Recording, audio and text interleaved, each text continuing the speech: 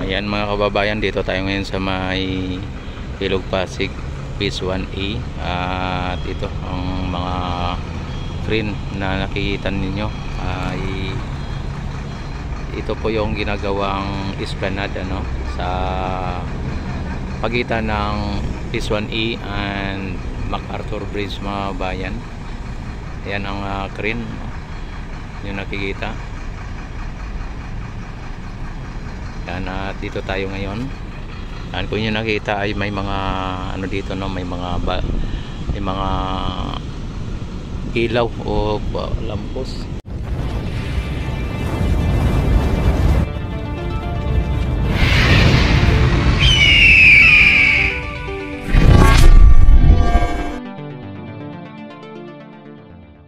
Bayan ng paggawa nila dito ay talagang mabilisan mga bayan. At mga ilang mga ilang poste na ang nailalagay nila o naibabaon dito mga bayan. At sa sunod na araw ay aabot na yan sila sa may MacArthur Bridge. At dito mayroong dito mga bayan, mayroong nangungulikta ng basura. Itong DNR natin. Ayan. Ganyan nakikita. Nung isang araw mga bayan ay maraming mga basura tayong nakita dito. Ngayon ay nakita naman ninyo ay kukunti na lang. Kung mayroon man ay kukunti na lang ang basura, dahil po sa kinukulikta na po ng ating DNR dito. Ayan. Araw-araw naman po nangungulikta ang ating DNR o yung kinaukulang maglinis ng ating Ilog Pasig mga bayan. Subalit ito ay sobrang dami talaga na mga basura, ay hindi po talaga kaya ng basta-basta lang at ng isang araw lang ay makulikta agad ang mga basura, Kaya ayan ay hindi naman sa lahat ng oras ay dadala sa mabilisan, at kailangan ay may kunting oras na maigugol na makolekta ang mga basura. Katulad nito mga bayan ay may mga basura pa naman, kaya lang ay hindi katulad nung nakarang araw na talagang super duper na dami. At yung natin yung Ilog Pasig mga bayan ay still pa rin high tide mga bayan, kaya yung tubig ang dito yung galaw niya ay hindi po pababa kundi pataas po, papunta doon sa taas ang ang galaw. Yan, at ngayon mga bayan ay dito naka sarado dito sa may Phase 1A.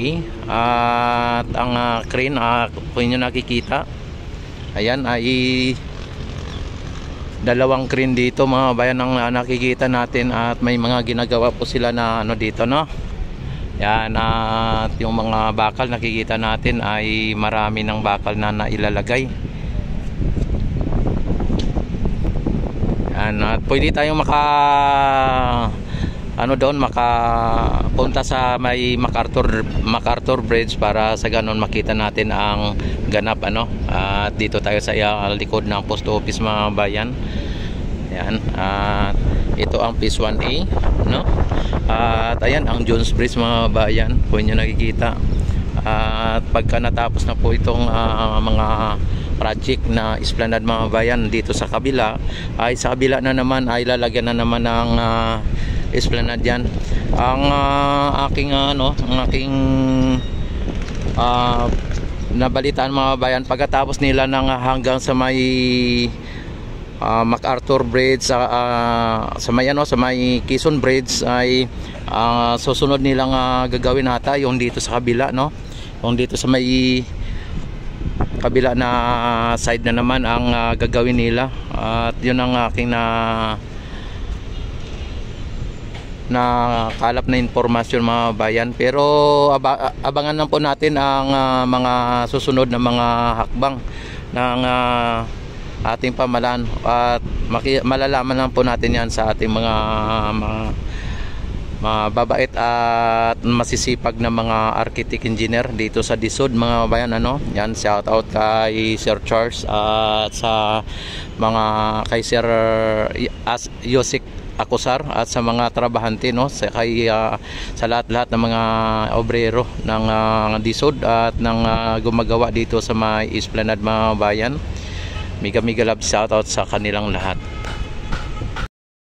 Ayan, dito naman tayo sa may post office mga bayan. At dito may mga nakalatag dito na stage mga bayan. Dito sa may post office. Ayan, at ano kaya ang gagawin dito? Ang sabi daw nila ay may rally daw dito ang mga padapa o mga Duterte. Yan, dito ay nakikita ninyo ay mga inasimbol dito sa may Liwasang Bonifacio, at dito yung kanilang stage mga bayan. Dito nila linagay ang stage nila sa may harap ng post office mga bayan.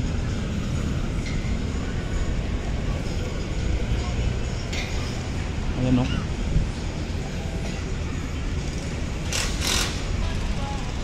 Yan, dito sila sa harap ng post office nakalatag ng kanilang mga stage mga bayan.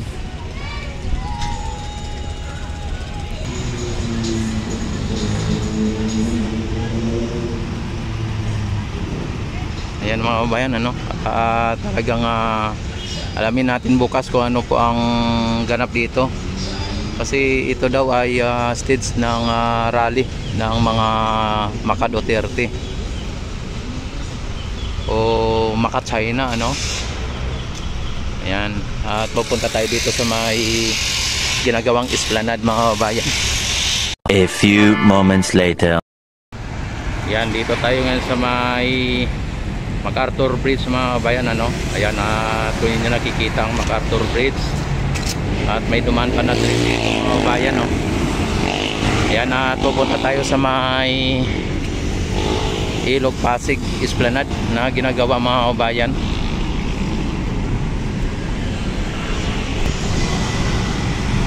Yan, at alamin natin ang Ilog Pasig Esplanade na ginagawa dito mga bayan, kasi ang bilis ng kanilang mga gawa dito. Noong isang araw ay ilang pilote pa lang ang nakatayo, ngayon ay ang dami na. Ayan, at dito na tayo mga bayan. Ayan mga kababayan, at dito tayo sa may Ilog Pasig Esplanade na mga kababayan. At nakita naman ninyo ang ang dami na pong pilote, at dito ay malapit na po sa may ang mga bakal na naitayo mga bayan. Grabe, hanggang dito na. Yan, at lumapit na po sa may MacArthur Bridge mga bayan ang mga bakal na nakatayo. Ayan po ang bakal na yan ay guide po yan sa mga pilote na kapag itinayo nila ay para tuwid ang pilote. Yan, sa ngayon at nakita naman ninyo dito na malapit na mga bayan. Malapit na ang mga bakal dito, malapit na dito sa paliko. At ayan ang MacArthur Bridge lang, at yan ang mga bakal. Noong isang araw mga bayan, nandun pa lang yan sa may sa may mga poste. Yung mga poste na pilote mga bayan, dati may bakal po yan. Ngayon ay kinuha na o tinanggal na yung bakal at linagay na po dito sa may banda sa unahan. At yan po ang guide para sa ganon ay maitayo ang pilote ng tuwid sa pamamagitan ng guide ng bakal na yan. Yan, at sa sunod na araw mga bayan ay magugulat na lang po tayo ay nandito na po yan at maabot na po yan dito. Ayan, at ang sa sunod na araw, baka sunod na linggo mga bayan, ay baka nandito na po yan sa kabila, papunta na po sa Arroceros o sa may doon sa may Quezon Bridge mga bayan ang poste o yung mga pilote na maitatayo. Napakabilis po ng kanilang gawa dito mga bayan. At kahit na gabi, kahit na yung break time ay nagano po sila dito, na gumagawa po sila dito mga bayan. Parang walang pahinga na ata itong mga to eh. Grabe mga bayan. Ayan o, kung inyo nakikita ang pilote mga bayan na nandoon ay nakabaon na po ng tuluyan. At kunti na lang mga bayan ay magbubuhos na po yan sila dyan. Sakali na ano na po ito, magbuhos na po sila dyan, ay malamang mga bayan ay pwede na tayo dyan makapasok at makapag-vlog dyan sa dyan sa malapitan mismo, o dyan mismo sa ginagawa nila.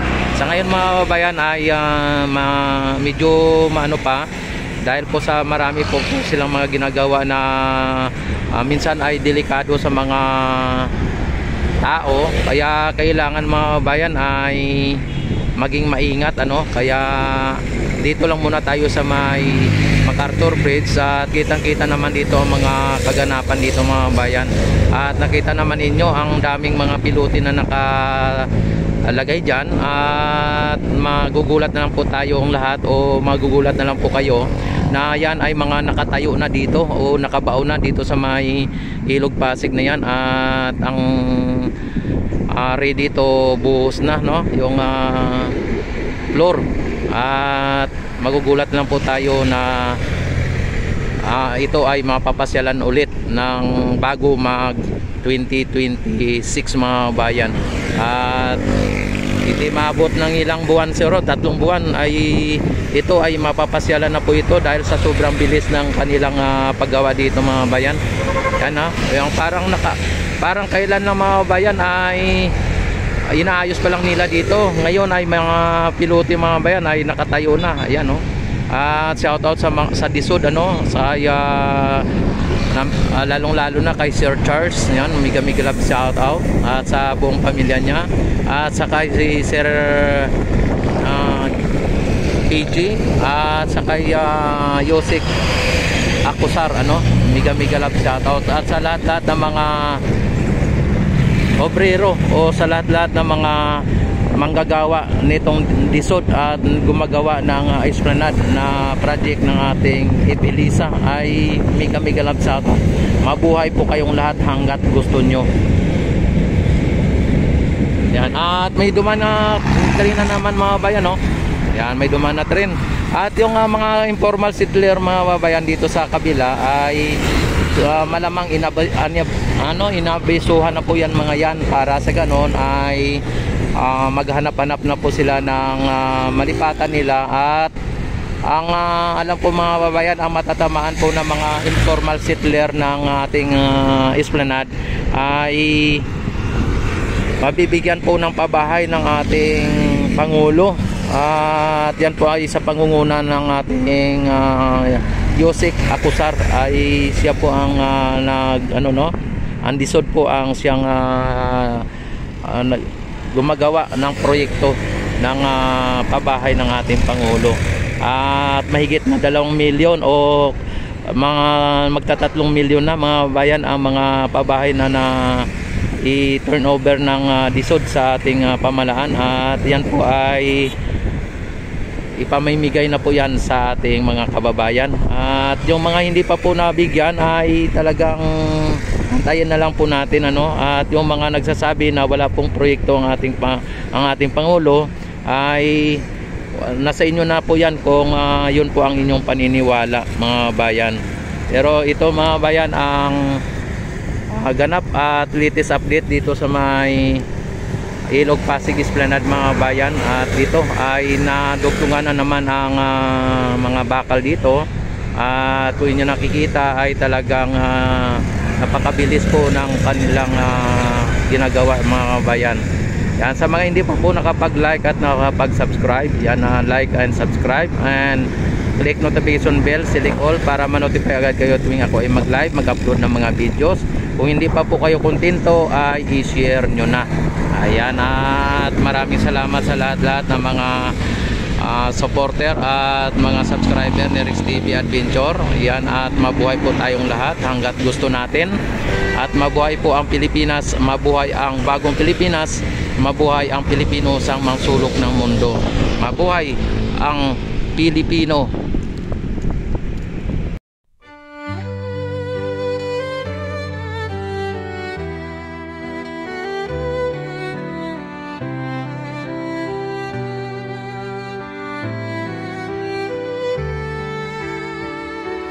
Bawat hakbang, tinik ang iyong daan. Sa sariling bayan, ika'y hinusgahan. Ika'y siniraan ng ganit sa kapangyarihan. Agilang nagnakaw ng pera ng taong bayan. Pinapasan mong lahat ng dusa. Matatag ka, hindi gaya ng iba. Ngunit kahit sugatan, kahit lumuluha, iniisip mo pa din kapakanan ng iba. Bongbong, hindi ka kailanman iiwan. Loyalista hanggang dulo ay nandyan. Kasama mo kami sa lungkot mo at saya. Pagkat Pilipinas, ikaw ang pag-asa. Sa laot ng unos, ikaw ay nag-iisa. Iba'y nagbubunyi sa iyong pagdurusa. Ngunit lahat ngayon ay malinaw na. Katulong mo ang Diyos, nag-iba sila. Ipinaglaban mo ang lahing sinumpaan. Nagkalat peking balita sa mamayan. Binabaliktad nila ang katotohanan, pero hindi na naig ang kanilang kadiliman. Bongbong, hindi ka kailanman iiwan. Loyalistang hanggang dulo ay nandyan. Kasama mo kami sa lungkot mo at saya. Pagkat Pilipinas, ikaw ang pag-asa. Iginuhit ng kasaysayan ng pangalan mo, dalisay. Ngunit bakit tila nais kang burahin at siapolakay? Sa iyong mga mata, may luha ng matinding pagdurusa. Ngunit sa puso mo, bayan pa din ang inuuna. Bongbong, hindi ka kailanman iiwan. Loyalista hanggang dulo ay nandyan. Kasama mo kami sa lungkot mo at saya.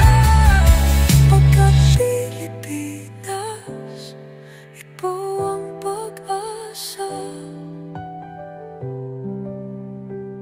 Bawat hakbang, tinik ang iyong daan. Sa sariling bayan, ika'y hinusgahan. Ika'y siniraan ng ganit sa kapangyarihan. Agilang nagnakaw ng pera ng taong bayan. Pinapasan mong lahat ng dusa. Matatag ka, hindi gaya ng iba. Ngunit kahit sugatan, kahit lumuluha,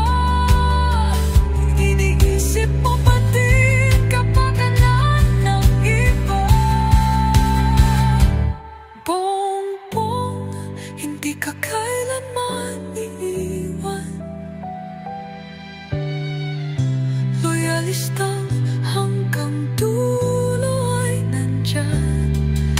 Kasama mo kami sa lungkot mo at saya, pagkat Pilipinas, ikaw ang pag-asa. Oh, hindi ka kailanman iiwan. Loyalista hanggang dulo ay nandyan. Kasama mo kami sa lungkot mo at saya, pagkat Pilipinas, ikaw ang pag-asa.